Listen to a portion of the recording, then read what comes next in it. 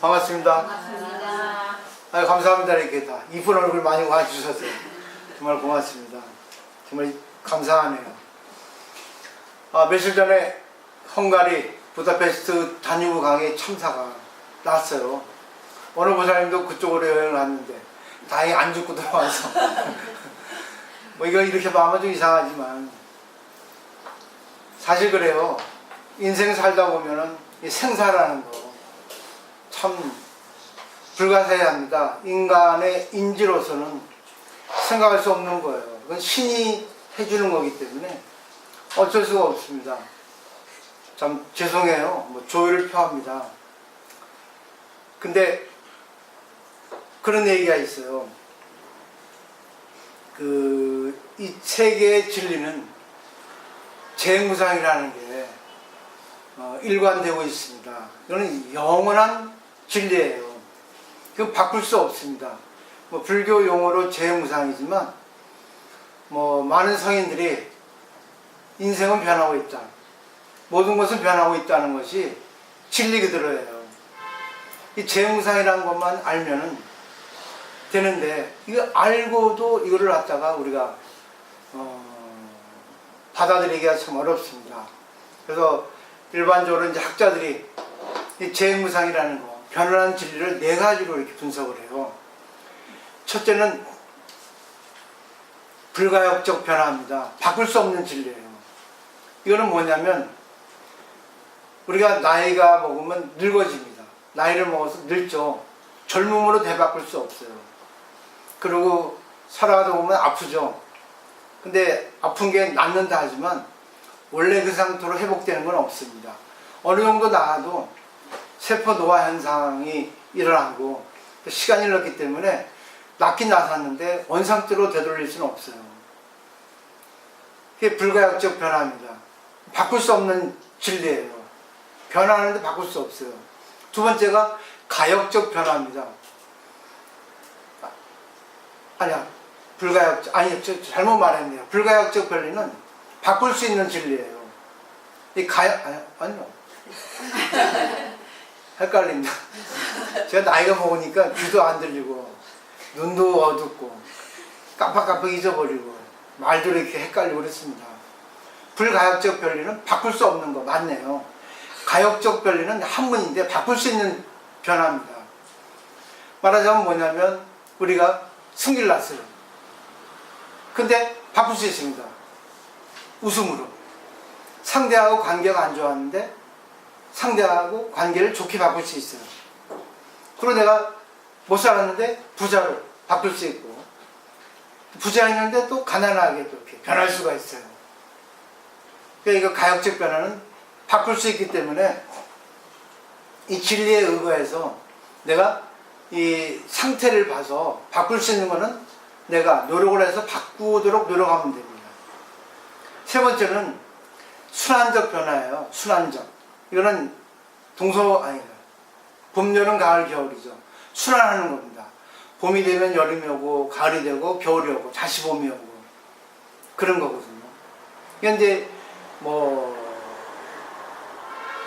순환이기 때문에 자동입니다. 그러니까 이 세 개를 갖다가 변화를 통해서 종류로 나눈 거예요. 네 번째가 참 어려운 변화입니다. 우발적 변화. 이거는 업하고 관계없어요. 우린 불교 신도니까 업이라는 걸 얘기하고 있잖아요. 근데 업이라는 거는 인간의 인지로 판단할 수 있는 업이 있고 신이 판단할 수 있는 업이 있거든요. 그리고 업이라는 걸 바꿀 수 있어요. 업은 좋은 게 있고 나쁜 게 있어요. 말 그대로 내가 내가 의식적으로 했던 것이거든요.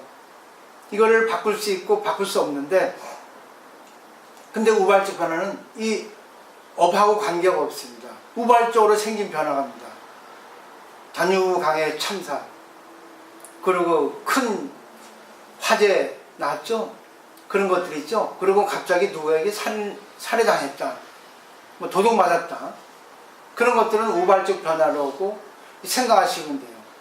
그건 재수 있다 재수 없다 생각하시면 안 됩니다. 우발적인 거예요. 그때의 인연입니다. 아니 우연이라고 생각하셔야 됩니다. 그래야지만이 이거를 갖다 해석하기 좋죠. 근데 교통사고가 났습니다. 저 사람은 매일 가서 절에 가서 기도하는데 왜 교통사고가 나? 이런 게 나오거든요. 그건 관계없습니다. 우발적이기 때문에. 너무나 많은 사람이 있고 너무나 많은 복잡한 관계에 얽혀있기 때문에 어쩔 수 없습니다. 그 때문에 내가 어떤 사건을 만났을 때 진짜 마음 편하게 마음을 가지기 위해서는 네 가지 변화, 그러니까 바꿀 수 있는 거, 바꿀 수 없는 거, 또 우발적인 거, 그런 것들을 생각하셔서 적용시켜야 된다는 얘기죠. 그리고 이런 얘기가 있습니다. 어느 모친이 자식을 잘 되기 위해서 신전에 가서 기도를 하려고 생각했어요.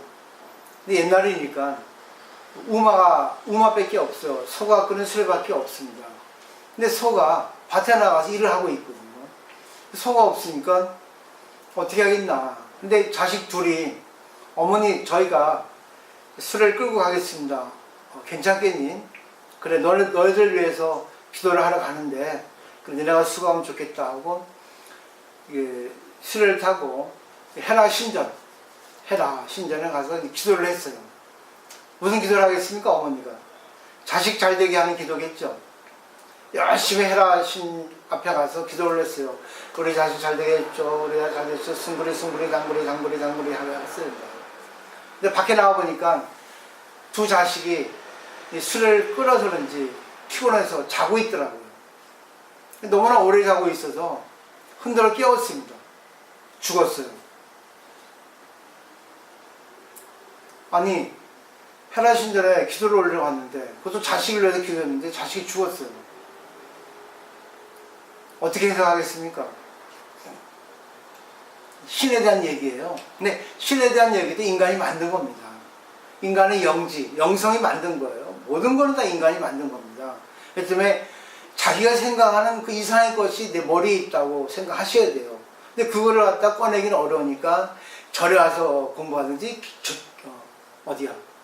교회 가서 기도를 하든지 하셔야 됩니다. 무당은 안 가는 게, 무당도 가도 돼요. 근데 거긴 다 돈하고 연결시키니까 문제가 돼요. 물론 우리도 돈과 연결시키지만 우리는 돈보다 일단은 인간관계를 먼저, 그죠? 서로 잘 되기 위한 관계를 먼저 하고 그 대가로 수호를 받죠. 그래야지만이 운영을 할 수 있으니까. 모든 게 돈 없으면 살아갈 수 없거든요. 그 잘 생각하셔야 됩니다. 돈이 먼저로 존재하는가, 아니면 정말 순수한 인간관계가 먼저 존재하는가. 그게 종교예요. 물론 종교를 하더라도 뭐 안 좋은 선생님들은, 저같이 안 좋은 선생님들은 돈 하지만 농담으로. 근데 다 저는 그래요. 결과를 보고 돈을 주세요. 진짜 당신이 나한테 마음을 열고 당신의 마음을 치료하고 나서 저에게 감사의 대가로 보시하세요. 저는 이 생각 얘기하죠. 근데 헤라 신전에 간 모친의 그 이야기 어떻게 해석할 거예요? 그건 신의 입장에서 보면, 우리 인간의 입장 아닙니다.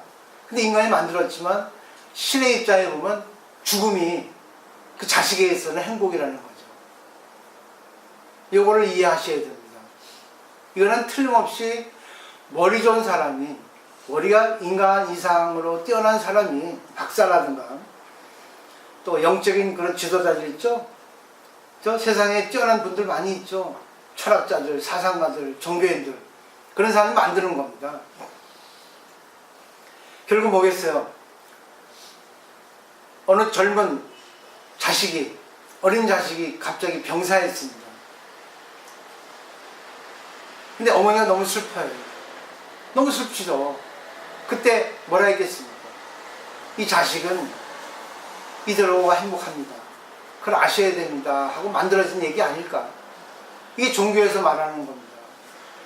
우리가 인식할 수 없는 범위의 것이 있거든요. 여우의 의식이 있단 말입니다. 그렇기 때문에 항상 자기 마음속에 있는 부처가 나타나는 현상, 내 자신을 보려고 노력하라. 그걸 부감이라 하거든요. 한문으로.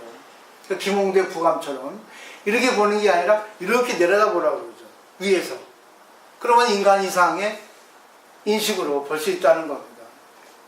불교 유식에도 말하고 있거든요. 또 하나 있어요. 인도의 부처님 시절 때 어렵게 애를 낳아서 애주종기 키웠는데 이 자식이 또 죽었습니다. 그럼 아실 거예요. 고사키탐이라고. 그러니까 엄마가 미쳤죠. 발광하지 않겠습니까? 애지중지 어렵게 낳은 자식인데 얼마나 힘들겠어요.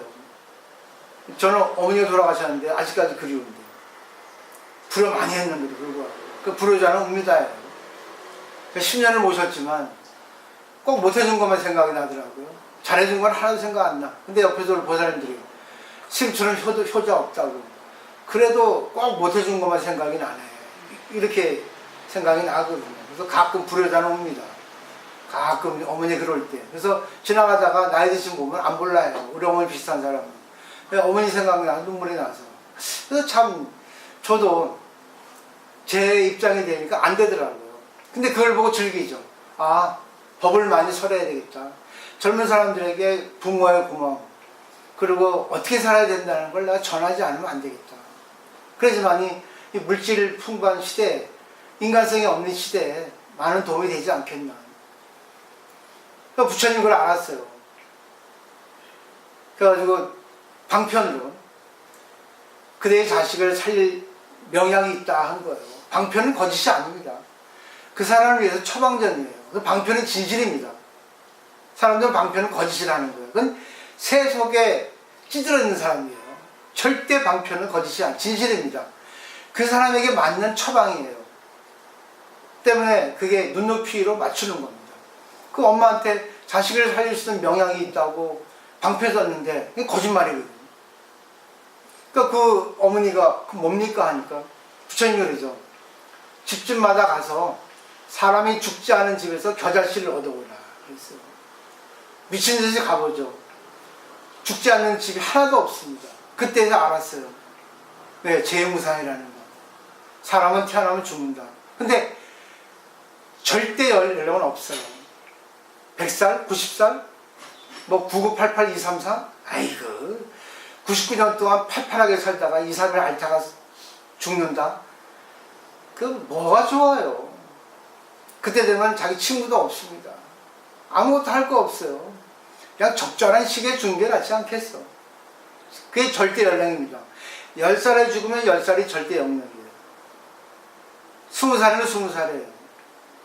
75살이면 75살입니다. 저도 한 70까지 살면 좋겠다. 60이니까 이제 10년 더 살면 됩니다. 열심히 애를 쓰고 포교를 하죠. 네, 당신이 잘 살려면 조금 자기를 버려야 된다는 겁니다. 그때 고사기탐이 깨달았죠. 아이고 부처님 고맙습니다. 내가 돌아다 보니까 이 세상에 죽지 않는 사람은 없습니다. 사망률 100%입니다. 아 이제 알았습니다. 슬퍼하지 않겠습니다. 감사합니다 했어요.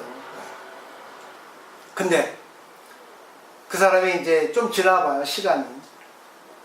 그러면 자기 자식 나이 또래 된 지나가는 애를 보면은 우리 자식 살았으면 전화할 텐데 그럴 겁니다. 그죠? 그래도 안 돼요. 그래서 더 하나 이제 더 하나 위에 가르치면 죽는 게 진리다. 그 자식은 6살에 죽는 게 진리다. 절대 연락이라는 겁니다. 그거를 갖다가 네 마음대로 바꾸려 하지 마라. 네 자아의 껍질 속에서 내 자식이 왜 죽었어? 왜 죽었어? 그건 자기 생각이라고 그러죠. 진리의 입장에 보면 얘는 죽어야 됩니다. 왜? 생명은 하늘에 있거든요. 그죠? 생명은 하늘에 있다 그러잖아요. 인명재천이라 했어요. 사람의 목숨은 하늘에 있다는 뜻입니다. 때문에 교통사고로 누가 죽을지 모르고 병원에 누가 죽을지 몰라요. 갑자기 그냥 슬퍼하다가 잊어버리는 게 상수입니다.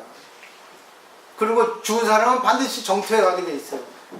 살인범이고 뭐고 무조건 그 아미타경에는 아미타경 그 뭐예요? 법장보살에 48원이 있죠. 누구나 다 극락정토를 가게 돼 있습니다. 근데 왜 제사 지내고 49제 하는가? 그거는 우리들의 위로를 하기 위해서 하는 거예요. 남은 사람들의 위로를 위해서 하는 겁니다. 그리고 돌아가신 분에게 어느 정도 약간 도움을 주기 위해서 하는 겁니다. 그러잖아요. 7분의 7에서 7분의 1은 돌아가신 분에게 돌아가고 7분의 6은 자기에게 돌아간다는 거예요. 그건 지상경에 있습니다. 그렇기 때문에 모든 거는 자기에게 다 돌아온다는 겁니다. 반드시 돌아오게 돼 있어요. 부메랑처럼. 생사가 어쩔 수 없으니까 하시고 잘 생각을 하시고 종교를 무지할 필요가 있다는 거야. 종교는 약한 사람이 하는 게 아닙니다. 내가 더 강하기 위해서, 내가 지금 쓰고 있는 거를 더 쓰기 위해서. 그러니까 쓰지 못한 것이 더 많이 숨어 있다고요. 그 누구야? 아인슈타인 박사도 자기가 100% 가지고 있는 영역의 의식을 5%밖에 쓰지 못하고 간다 했거든요. 그러면 안에 숨어 있는 게 95% 있다는 거예요. 그래서 전부 업식으로 인해서 자기 쓰는 것만 씁니다. 그렇기 때문에 자기가 인식하는 것만 인식하고 자기가 인식 부족, 이해 안 된다는 건 이해 안 하잖아요. 근데 항상 남의 말을 들어야 됩니다. 항상 경청해야 돼요. 귀를 기울여야 된다는 얘기예요. 그러면 내가 넓어져요. 또 하나 말씀드릴까요? 실제로 일본에 있었던 일이에요. 어느 어머니, 한 35살 되는 어머니예요. 두 아들이 있었습니다. 근데 장남이 병으로 죽었어요. 얼마나 슬프겠습니까? 장남이 10살도 안 됐는데 병으로 죽었습니다. 슬퍼했어요. 근데 차남이 있잖아요. 아이고 우리 차남에게 우리 그 장남의 몫을 더 쏟아부어야 되겠다 했는데 얼마 지나서 엄마가 불치병으로 죽게 됐습니다. 죽을 때 너무 슬픈 거예요. 장남도 먼저 죽었지. 차남에게 해줘야 되는데 내가 죽으면 차남이 어떻게 할까 걱정인 거예요. 죽을라니 너무 막 진짜 안타까운 거예요. 안 죽을 수도 없고. 근데 그 순간 그분은 불교 신도인데 그런 생각이 났답니다. 아니야. 먼저 죽은 장남이 정토에서 기다리고 있는데 내가 죽으면 장남에게 못해준 그 나머지 거를 내가 해줘야지. 장남을 만날 수 있는데 슬퍼하기보다는 기뻐하자. 내가 죽는 게 당연한 것이다. 그리고 죽으면서 웃으면 죽었다래요. 장남을 만나러 가니까. 할 수 있겠어요? 우산장사하고 소음장사 얘기 있죠? 그죠? 사람은 그래요. 좋은 게 나쁜 게 있죠. 좋은 거는 당연하다 해요. 나쁜 거는 왜 그래 그럽니다. 근데 좋은 거 나쁜 걸 가리지 말고 다 받아들이면 내가 성숙된다는 겁니다. 근데 쉽지 않죠? 우리 몸이 아프면 아픈 거에 집착해서 벗어나지 못해요. 몸이 아픈 걸 통해서 내가 생명에 대한 고마움이 많았구나. 아프기 때문에 내가 살아가면서 힘들고 아프고 어려운 일이 있는 거는 당연한 거다. 내가 보이지 않는 것에 대한 감사를 해야 되겠다. 아프지 않은 게 더 많잖아요. 아픈 거 집착하지 말자. 좀 불편하게 하면 되지 않겠어. 이렇게 된 거예요. 그래서 이제 정리해 드릴게요. 제가 오늘 기도 열심히 합니다. 근데 오늘 초하루라서 좀 짧게 했어요. 반도 안 했죠. 진짜 기도 열심히 해요. 왜? 저도 소원이 있거든요. 소원이. 뭐겠어요? 장가 좀 가려고. 장가 안 가기 너무 아까워가지고 장가 좀 가려고. 우리 결혼해가지고 마누라 있으면 잘해줄 텐데. 우리 보살님 그래요. 스님은 가면은 마누라가 일주일 못 도망가려고 너무 까칠해서. 부드러운 남자입니다. 농담이고. 소원이 있어요. 진짜 열심히 해서 많은 분들에게 진짜 진리가 무엇인가, 살아있는 진리를 살리기 위해서 어떻게 내가 마음을 가지고 어떻게 생활 방식을 해야 되는가, 그거를 내가 전하고 싶어요. 그렇기 때문에 기도 열심히 합니다. 나부터 하자고. 나부터 나에 대해서 감동하자. 나부터 바뀌자. 이론 아무리 강의 잘하면 뭐합니까? 너무 유명했는데. 강의 소용없어요. 말이기 때문에. 강의 그 내용을 실제로 실천해야 되거든요. 근데 너무 그냥 옳고 그른 걸 가렸더니 이렇게 시간이 많아도 신도가 많았을 것인데 불구하고 적은 거는 까칠하니까 그러면 안 됩니다 하니까 오기 싫은 거예요. 근데 진짜 절에 와서는 자기가 안 좋은 걸 바꿔야 되거든요. 그래서 이제 바꾼 거야 제가. 스스로 바꾸게 하자. 원래 깨달음이라는 거는 자기가 깨닫거든요. 내가 깨닫게 해주는 게 아니라 그 사람을 하여금 깨닫게 하도록 조금 이렇게 튕겨주는 거죠. 좋게 그렇게 제가 그런 사람이 되도록 내가 소원을 내세우고 기도하는 거예요. 나부터 바뀌자. 남에게 지적하지 말자. 남이 어떻게 해도 들어주고 기다려주자. 이렇게 바꾼 겁니다. 철들었죠. 60에 대해서 철들었네요. 내년이면 환갑인데 환갑 때까지 열심히 기도할 겁니다. 보살한테 내가 기도하면 같이 이제 기도 소원 성취가 돼요. 자, 5분 안에 정리할게요. 불교에는 패러독스가 많습니다. 왜냐하면은 부처님이 말씀은 대기설법이거든요. 상대에 따라 이렇고 저렇고 하거든요. 처방전이 달라요. 불교에 보면은 착하게 살아라, 열심히 살아라, 남에게 베풀고 살아라, 그렇게 하는 기본입니다. 윤리도덕적으로.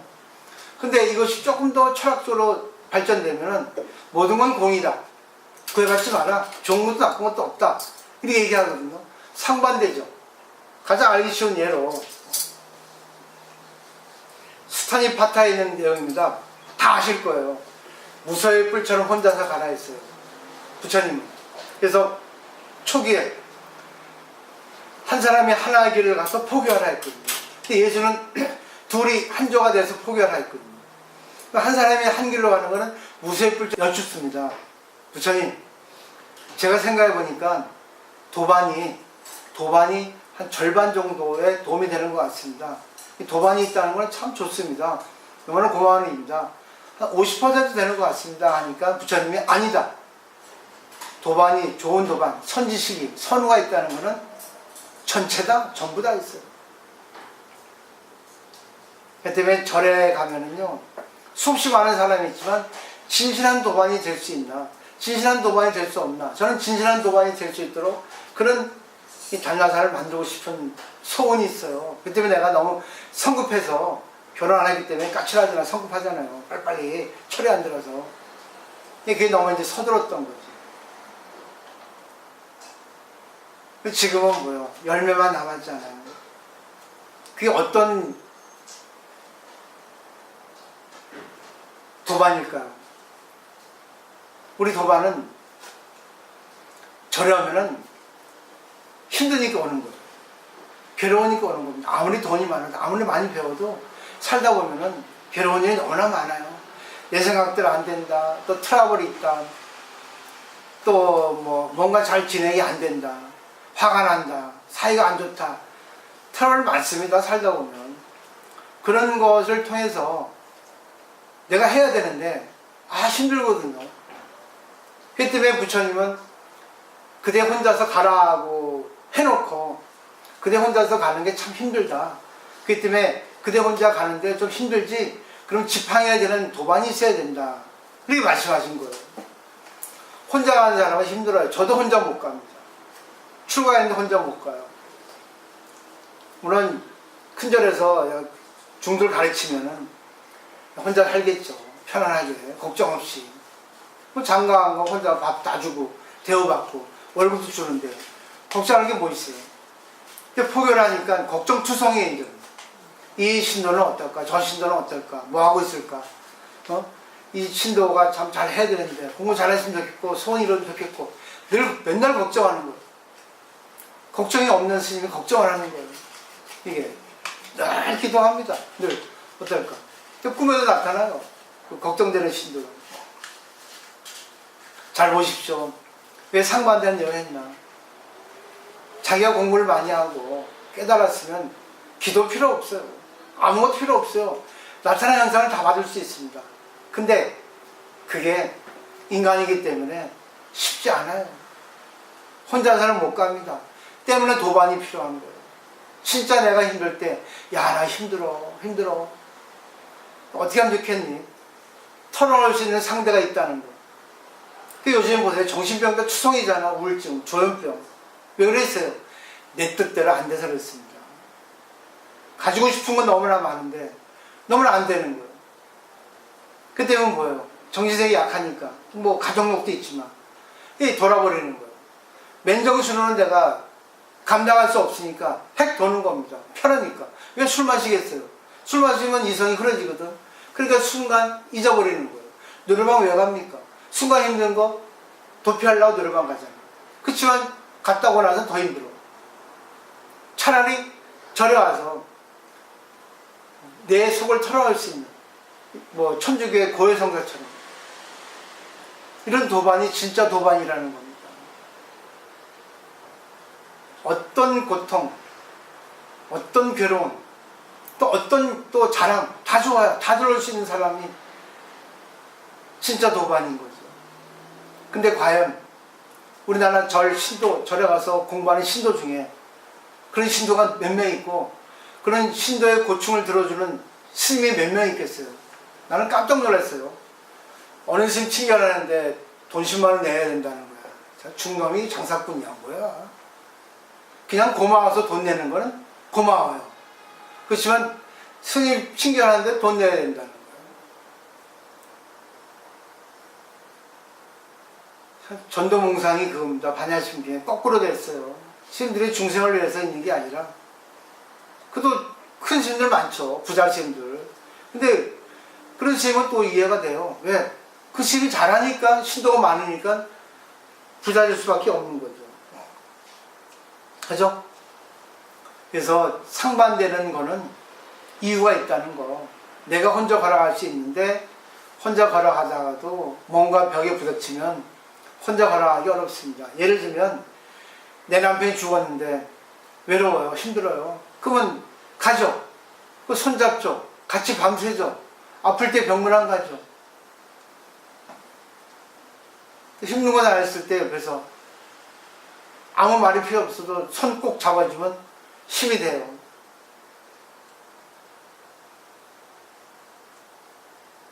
그래서 자아의 틀을 깨는 방법이 있습니다. 그걸 잘 하시면 좋을 것 같아요. 우리는 순수해져야 되거든요. 순수해진다는 건 뭐냐면 항상 내가 살아가면서 좋은 사람도 있고 싫은 사람이 있고 미운 사람도 있어요. 근데 관계없이 우리는 하고 있거든요. 예를 들면 몸이 추우면은 움츠러들고 자기가 추움을 피할 수 있는 저절로의 어떤 그런 지혜가 있습니다. 더우면 열을 발산시키죠. 땀을 내죠. 몸이 그럽니다. 마음도 마찬가지예요. 하고 있잖아. 근데 정신력이 약한 사람은 그게 부족한 거죠. 근데 무식적으로 하고 있습니다. 근데 더 고급스럽게 하기 위해서는 항상 보면은 좋든 싫든 그냥 순간 반사작용해서 상대가 뭐라 하면 대답 잘하는 거. 네. 근데 남편이 뭘 시키면 대답 안 하죠. 그리고 장음으로 네 하면은 그 삐딱하다는 거야. 기분 나쁘다는 거야. 그죠? 이 대답에도 그 사람 마음이 들어있어요. 네 하면은 그래. 아니 곱다 그겁니다. 아니 곱다. 장음으로 네 나오면 네 하면은 거야. 좋다는 뜻이에요. 이 말 하나 전부 다 뭐예요? 감정이 들어있어요. 온도가 들어있다고요. 너무 길어졌는데 공자가 자기는 네 가지가 없다 했거든요. 공자 자신이 그랬어요. 네 가지가 뭐냐면 의필고아예요. 한문인데요. 오늘 그냥 프린트 안 해드렸어요. 의필고아는 뭐냐면 의는 의사입니다. 자기 생각이에요. 자기 생각은 뭐예요? 자기 견해, 잣대죠. 이것이 없다는 것은 사심이, 삿된 마음이, 그러니까 사사로운 마음, 자기 생각이 주관적인 마음이 없다는 겁니다. 좋은 거 싫은 게 없다는 마음이 의예요. 의가 없다고 했어요. 두 번째는 필은 뭐냐면 반드시라는 겁니다. 나는 반드시 이렇게 해야 돼 하고 고집스럽게 이렇게 끌고 나가는 게 없습니다. 세 번째는 뭐예요? 고예요. 구에 집착이 없어요. 네 번째는 자아입니다. 항상 잘난 척하고 이렇게 해야 돼 하고 이렇게 고집 부리는 게 없다는 거예요. 근데 그 논어의 해설자에 보면은 첫 번째가 제일 중요하다 했어요. 사사로운 마음이 없으면 두 번째, 내 멋대로 내가 하고 싶은 대로 해나가는 것도 없고 세 번째, 거기에 구에 집착이 없고 네 번째는 뭐예요? 자기 중심적으로 항상 하고 싶은 대로 하는 그런 억지가 없다는 거예요. 사람이 가장 알 수 있는 거는 여행 같이 가보면 그 사람 성격이 나옵니다. 술 같이 먹으면 그 사람 성격 나와요. 화투 같이 치면 성격 나와요. 그죠?